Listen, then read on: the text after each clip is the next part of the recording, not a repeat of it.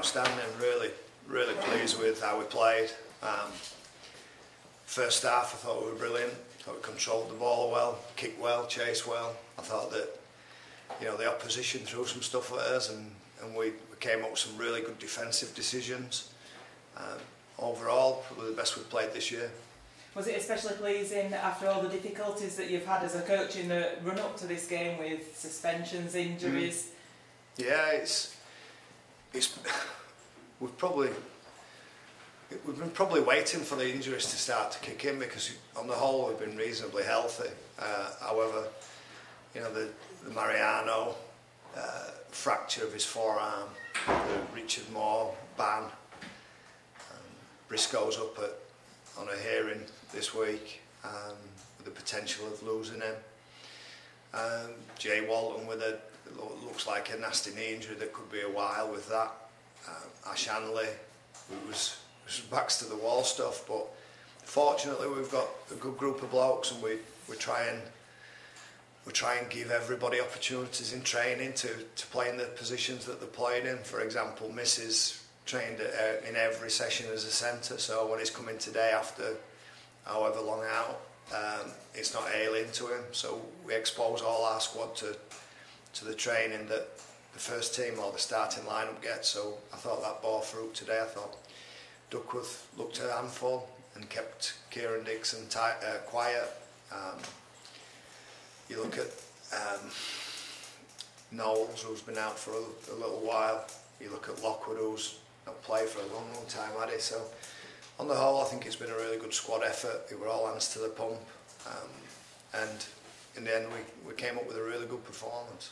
And talking about Missy, looks like he'd never been away really. He was straight back into it, weren't he? Yeah, he's a quiet bloke anyway, but he was certainly quiet before the game, and I know his mind was on the job that he had to do, and I thought that we'll see more of him as we get going. That 20 carries and wins and winning penalties, I thought we saw a little snippet of that today, but I think that with game time and more time out on the field, he'll just get better, and his energy and game fitness, which you can't quite replicate in training, I think that'll certainly bear fruit for him.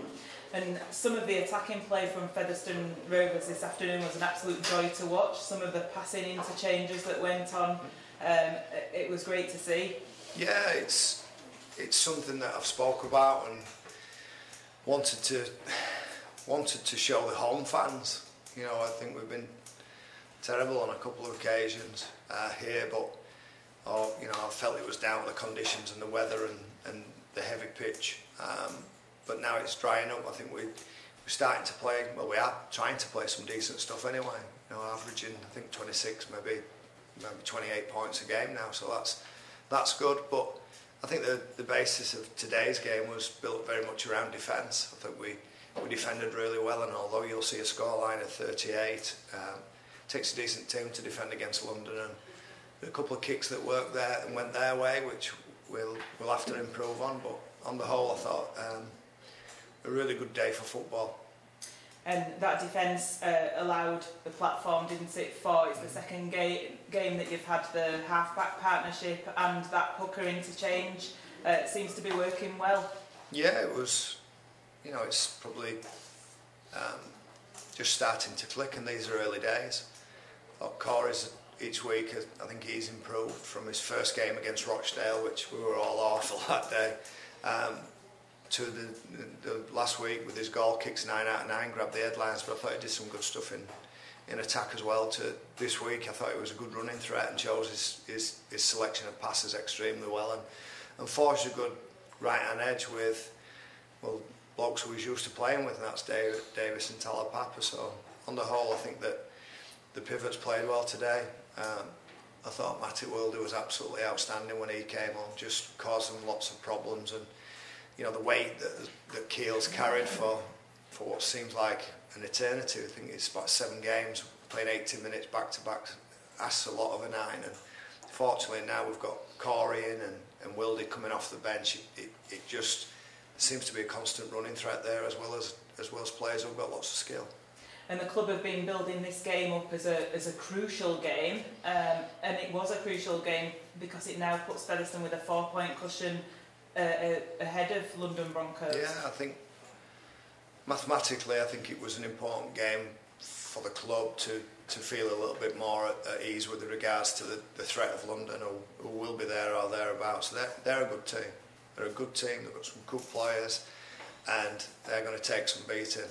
And for us to put 4 points between us at such an early stages is obviously pleasing. But I know you mentioned earlier, you spoke about the club built it up to be a big game. Every game's a big game for us. You know, last week at Dewsbury, I just felt as nervous against Dewsbury as what I did today against London. So the pressure's internal. It's from ourselves. It's what we want to achieve. And if you want to be successful, you've got to be able to handle that pressure. And week in and week out, we've got some high expectations and a big Easter period coming up, and we've got to get ready for that. We've got some tough challenges in front of us, but the good thing is we're in good form, we're playing well, and we're reasonably healthy.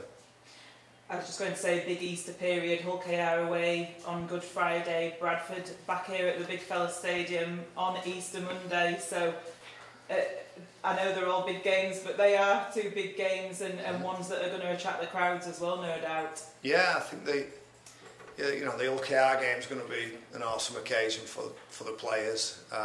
It's going to be a good experience. I think Bradford's a must-win. I think Bradford's a must-win game, and I think that the third game of that Easter period is one that doesn't get spoken about, but is always a tough one. So what we need to do is need to manage the players' energy and recover well and get ready for what is a tough period for all clubs.